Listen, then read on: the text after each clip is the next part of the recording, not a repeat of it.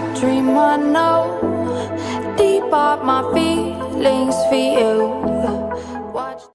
Hello reality viewers, welcome back again to Reality Latest Gist, the home of news and politics. For this channel, we dey drop news every day and we dey react to every videos wey comes our way. And na reality news now we dey drop for this channel, and we dey also dey talk am as e be. If today na the first time we say you dey come across this channel, you are highly welcome. Thank you so much for stopping by. And if you are returning subscribers, I appreciate all of una for una massive support to this channel. I say may God bless all of una in Jesus name, amen. I get video wey I want present to una this very moment, and I go dey follow una dey watch the video. After we don watch am together, make we drop our opinion constructively for the comment section. Like our videos and also share our videos if possible. Bye for now. Very well. A lot of us are here cheerful at something. In the coming days, God is so much brutal. And I'm going to explain to you, although I plan on me just some little video. In the coming days, God is so much brutal.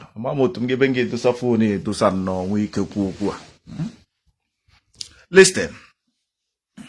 In the coming days, God is so much brutal. I'm going to tell you something. Go back to Mazi Nnamdi Kalu video. Go back to it. Mgbe unu oti recall ka aza call, ihe ga na anọwu. Mazi, give us gun. Mazi, Nnamdi Kalu, ihe Mazi Nnamdi Kalu ga na-eme asị ha time could relax, you know. Nnamdi Kalu has been there to calm the whole situation down. A lot of us are in obodo oyibo anyị na-ama ihe ndị be anyị na-ahụ. Anyị nwanọkwa n'obodo oyibo anọ. Ahụ anyị na even nke anyị na-ahụ sef na akarị nke ndị be anyị kama na eji ụmụ ịntanetị anyị na-apụta emechi ihe niile. Nwoke mụọ chi ya hụ nwaanyị nye ya ọsọ alịa ụmụazị. Ihe niile aka anyị na-ebere n'ụzọ anyị nọ. Ndị niile eweke ga-akpọ Nnamdi Kalu sị Maazị Nnamdi Kalu, these governors have to be teach lesson. Maazị Nnamdi Kalu ga-asị ha, we are giving them time to repent. Ihe ga na-anọ na broadcast because ihe ọ na-arụ we calm her down in the situation, you know. But one thing in agotara, people like Joe Igbokwe, ọwụrụ na Maazị Nnamdi Kalu no outside today, ulo Joe Igbokwe enwenye ga-agba ya ọkụ ma hudlo ma ihe niile, because a lot of people na anụ ihe ọ na-ekwu. That is the problem. Now, mgbe e mere Maazị Nnamdi Kalu arrest, Joe Igbokwe was one of the people so much happy. You got to go. But you na-eme something, ị ga-anwa na ị na-eme onwe gị. Oh yeah, with the problem now. Enwero these people now, enwerozi onye ha na-anụ olu ya. Ama mgbe na-aghọta the sequence. Ma hudlomo, ma ndị isi dị mma, ma ndị isi na-adị mma. Nnamdi Kalu was there impacting knowledge to ndị isi dị mma. He was there impacting knowledge to ndị isi na-adị mma. He was there impacting knowledge to onye oto ọrọsụkwara gị bịa. He was there impacting knowledge to them. Ana m ajụ gị, onye ga-agwa onye who will impact knowledge again to these people na-eme ya? Nobody. Ahụrụ m ga-ebube mmụọ nsọ na-apụta, I will be negotiator m chiwa ọjị. Negotiator Igbo land anaghị practice gumi. Ọ na north ka ọ na-arụ ọrụ. Because ihe hụrụ na-awụgharị na street awụ ndị ụfọdụ ha awụ ndị eji mee election. Ụfọdụ ha awụ ndị eji mee election. Ụfọdụ ha awụ ndị ejiri mecha kidnappers disappoint cha. Ọ ha na-awụgharị na street nda. Ọ ihe mere nụ. Eso na alụsụ nwanne gị ọgụ. So that all that I am telling you, many of you aghọtara ihe na-aga on. Enwere one secret video, you know, one secret video somebody sent there, and I'm going to tell you something. Ke otu hoodlum si bịara ịgba ụlọ ọkụ, for example. Hoodlum si bịara ịgba ụlọ ọkụ, awụọ fuel, ahụ matches. Somebody na-agafe, hụ onye ji egbe, hụ onye okwe ha agba ọsọ. Onye ji egbe wesi onye na-agafe ya gaa n'ime ụlọ ga-ewetere matches. Onye ji egbe, the person gbaba n'ime ga-wete the matches. A na-evido kwe, ọ tụghị uji egbe, ọ tụghị anything, because ọ ma na ndị agha bụ egbe a na fight ihe ọ na-aga fight. That listen, let me tell you something. Ndị hụrụ na-agba ụlọ ọkụ, the difference from criminal. Criminal na-ezo ezo. Oh yeah, the problem. And ejide onye criminal akụgbuo ya. The people na-apụta agba ụlọ ọkụ pụta na city ebe ha gbara ụlọ ọkụ a na-akọrọ ha aka na-awụli ndị mmadụ na-awụli elu. That is the difference. When I'm telling some of us, listen, anyị niile mana anyị niile aga n'obodo oyibo. Ịghọtaga anyị agaghị obodo oyibo, anyị amụtaga a lot of things. But the real truth, Nigeria enwere law anara arụ ọrụ. And for you to destroy this Nigeria, you must act out of law. Because enwere law na arụ ọrụ. Ihugo the difference. Oh yeah, with the difference. Now, another thing I'm chokwara ịgwa gị again, those people, they will come out on social media. Oh, this is the right way. This is the right way. Because they know they have the power to that right way. Because here our system ha greatly. You got the difference now. Here our system ha mere gini. Here system ha greatly. You got to go na ribe mnikambo today also. Mam newe. Here our system ha greatly onwe ha. You got to go. So they know that if follow eba ha choro ha kuchie. That is why. Sometimes I call my friend Oriak. And my private. Sometimes my mind and I see my brother. I walk here today. See, Mbilitechi. No, na agwara beg ọkụ na mụ ga-abịa mee video ebe a kelee ndị gbara ya ọkụ. Ana ma ekele ha na enwere na ịwa ajọ mmadụ na ọgwụ na awụ me enyi gị. No, ana m ekele because na inwere uche. Inwere uche were jiri nwayọ calculate ya Nigeria for how many years. Otu ihe shi were dere. Those people in a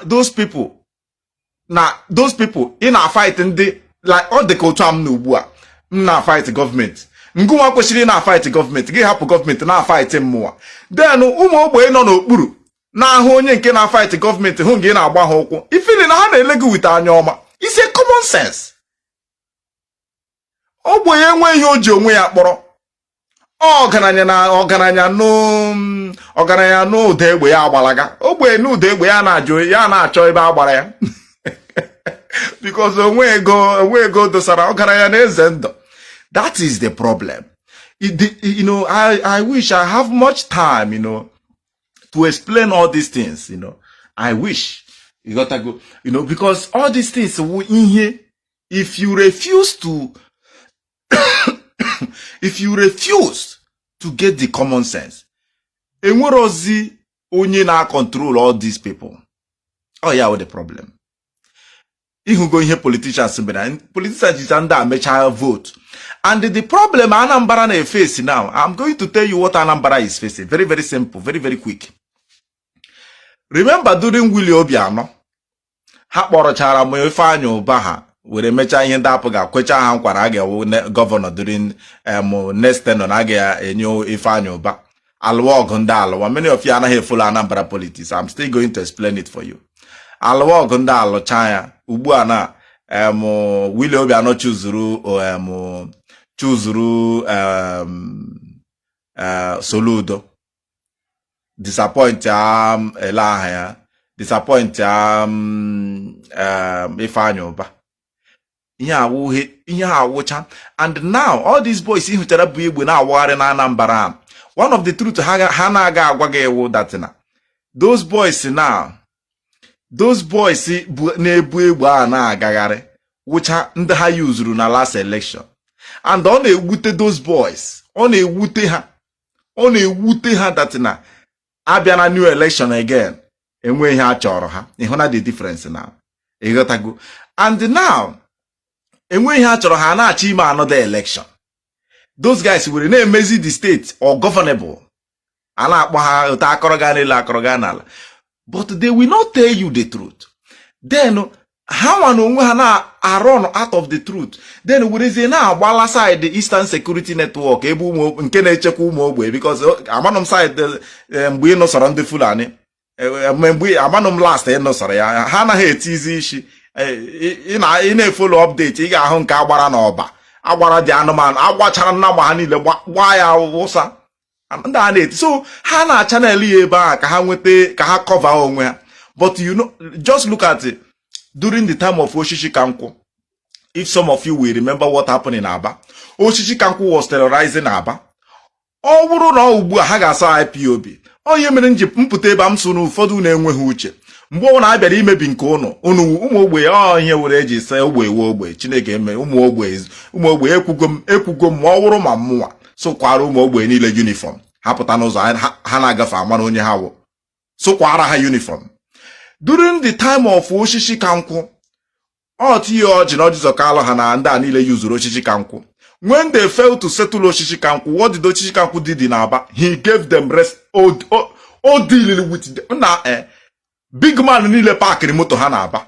Big man, many of you anaghị echetezi something. Many of you anaghị history, deny your own history. You got to go, deny your own history. Ọ bụrụ ugbu a ha ga-asị go IPOB. Ama mmiri agụta because ha mana IPOB ga-azọ gị ndụ. And ha need ihe ga-azọ gị ndụ because they are there. Ọ bụrụ na ha need ihe ga-azọ gị ndụ. Restructure Nigeria ha sị gị mba. Conduct referendum ha sị gị mba. What did you want? Is Nigeria working? No. This is the problem. Okay, na-agụta. This is the problem a na-efesi here. Then mgbe Oshishi Kanku megide later ka discover na Oshishi Kanku one of the people. Ọ kwụ taa ka ọ na-eme na Anambra aha na a na-asị gị ụfọdụ ụnụpụta IPOB na-akọghịrị ndị 100 naira data but ofu ihe m na-ayọ gị ama m na nkọghịrị a nwara gị ahụ chọọ fake akaụntụ na-akọghịrị ihe a ụmụ aja aga agba be gị ọkụ